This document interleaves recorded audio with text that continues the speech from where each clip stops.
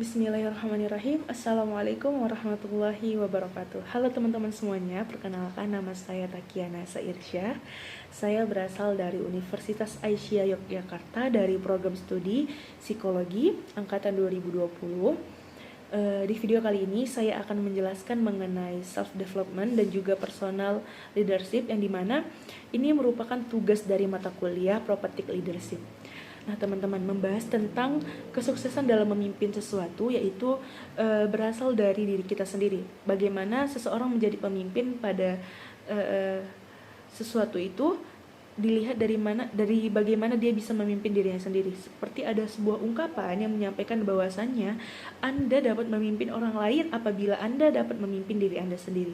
Nah, dari hal ini dapat kita ketahui bahwasannya ada salah satu self leadership yang bisa kita contoh, yaitu adalah Rasulullah Shallallahu Alaihi Wasallam, Nabi Muhammad Shallallahu Alaihi Wasallam, yang bisa menjadi teladan dalam memimpin.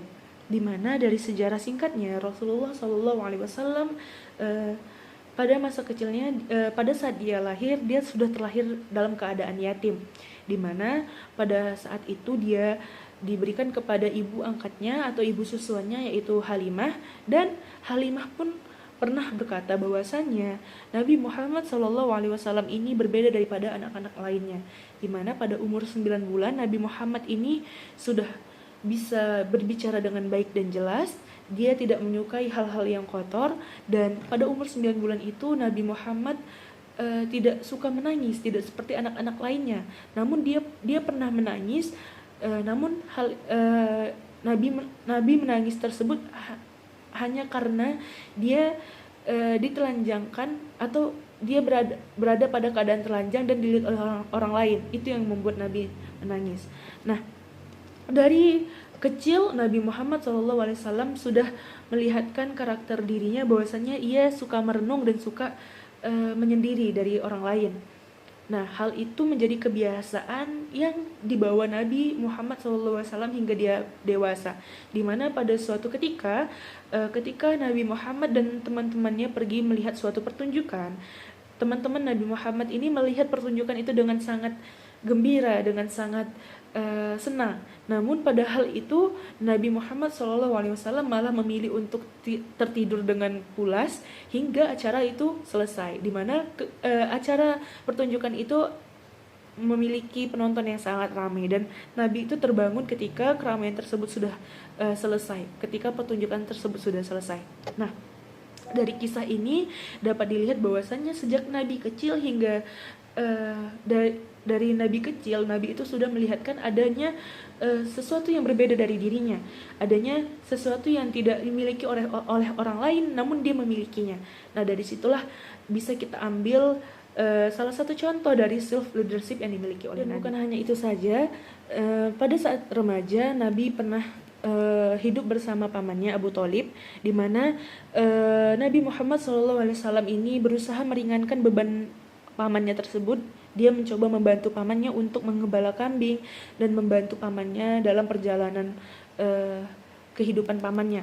Bukan hanya itu saja, juga Nabi juga pernah pada usia remajanya dia membantu pamannya untuk berdagang ke Yaman, yang dimana di kota Yaman tersebut banyak pergaulan bebas untuk anak-anak remaja, baik banyak yang meminum alkohol, banyak yang berjudi. Namun hal itu tidak membuat Nabi Muhammad SAW terpengaruh oleh keadaan yang dirasakannya. Di saat Nabi ke Yaman, Nabi mendapatkan beberapa pergaulan, beberapa kehidupan yang berbeda dari sebelumnya. Dia tidak terikut pada hal-hal itu. Nabi malah tidak melakukan hal-hal tersebut seperti berjudi, minuman keras, dan lain-lain.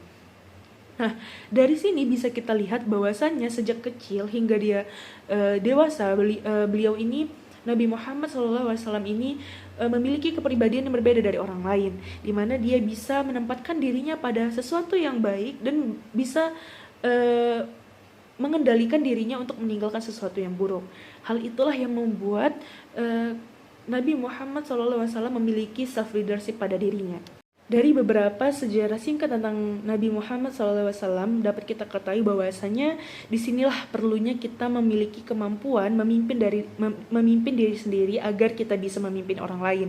Nah, dalam beberapa kesempatan tersebut Nabi Muhammad SAW mengingatkan tentang perlunya kompetensi penguasaan terhadap diri sendiri, di mana Nabi dapat mengendalikan dirinya sendiri baik dari segala sesuatu yang buruk ataupun dari segala sesuatu yang datang pada dirinya.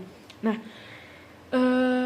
dari sini kita ketahui bahwasanya kemampuan diri dalam mengendalikan diri itu susah untuk dikendalikan, apalagi ketika seseorang mengendalikan hawa nafsu yang dimilikinya.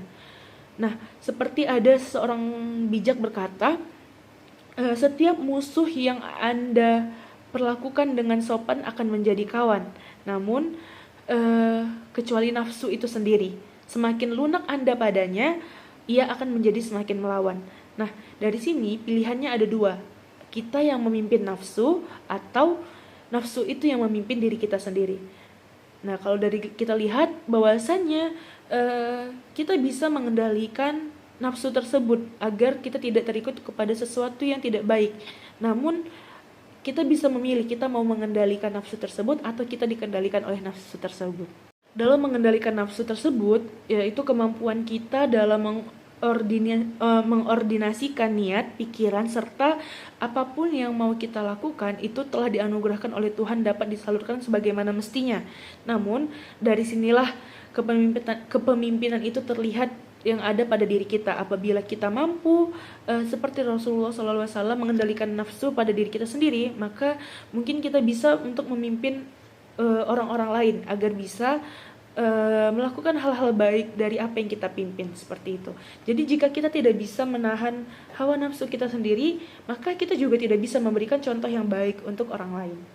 Dari itu semua membahas tentang self development, yaitu merupakan suatu strategi atau metode yang kita praktekkan pada diri kita untuk mengembangkan persepsi diri, pengembangan baik dari bakat kita atau dari keterampilan dan kemampuan yang kita miliki. Nah, dari situ dapat kita ketahui bahwasanya self development itu semua kita yang mengendalikan, kita yang punya diri, kita yang mengendalikan diri kita. Nah, berkaitan dengan personal leadership, yang dimana personal leadership itu adalah cara untuk menghemat waktu dan mencapai tujuan, tapi dengan cara kita mengikuti prosesnya, kita menikmati prosesnya. Jadi tiap orang itu memiliki kesempatan untuk melakukan sesuatu, menikmati suatu proses sampai dia bisa mendapatkan sesuatu yang dia inginkan tersebut. Nah, dari kedua ini dapat kita ketahui bahwasanya self development dan personal leadership itu berkaitan kepada self leadership, yang dimana ketika kita mampu untuk memimpin diri kita sendiri, kita bisa membuat diri kita tuh lebih dimana itu berkaitan dengan self leadership, yaitu dimana ketika kita sudah mampu mengelola atau mengendalikan diri kita sendiri, memimpin diri kita sendiri, maka kita akan bisa memimpin orang lain. Nah, dari sini dapat kita ambil kesimpulan bahwasannya menjadi seorang pemimpin yang baik adalah ia yang mampu memimpin dirinya dengan baik. Mungkin itu saja yang dapat saya sampaikan. Semoga bermanfaat. Jika ada yang kurang atau yang salah, saya mohon maaf.